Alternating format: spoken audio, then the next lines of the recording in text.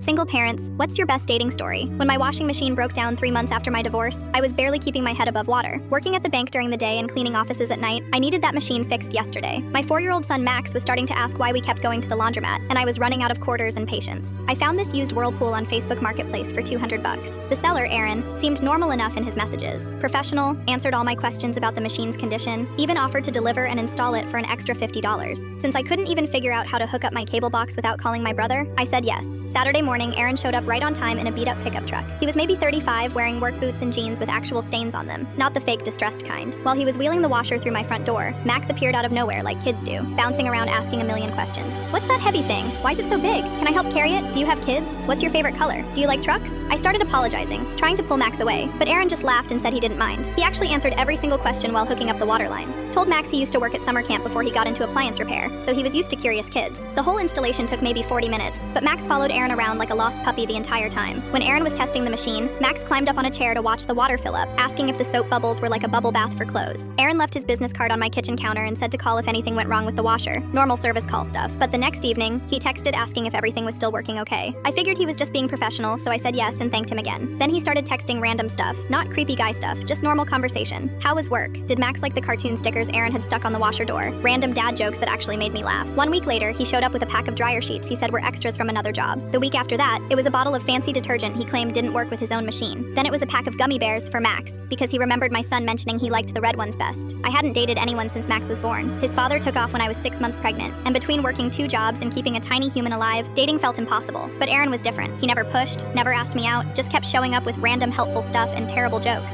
One Friday night, I was feeling brave and invited him over for spaghetti. Max immediately asked if Aaron was staying for bedtime stories too, and Aaron said yes like it was the most natural thing in the world. That night, I watched this guy I barely knew read Goodnight Moon to my son in funny voices, and something inside my chest felt warm for the first time in years. Over the next few months, Aaron became part of our routine without us even planning it. He'd stop by Sunday mornings with coffee and help Max build Lego towers. He started showing up for grocery runs, carrying the heavy stuff and letting Max pick out one candy bar. When Max's bike chain kept falling off, Aaron spent a whole Saturday teaching him basic maintenance. The moment I knew I was falling for him wasn't some grand romantic gesture. It was a random Tuesday when Max fell off his scooter and scraped his knee pretty bad. I was panicking, trying to clean the cut while Max cried, and Aaron just appeared in my driveway. He'd been driving by after a service call and saw us outside. He knelt down next to Max and started talking about how battle scars made you tougher, showing off his own scraped knuckles from work. By the time Aaron finished cleaning and bandaging the cut, Max was laughing about being a brave warrior instead of crying.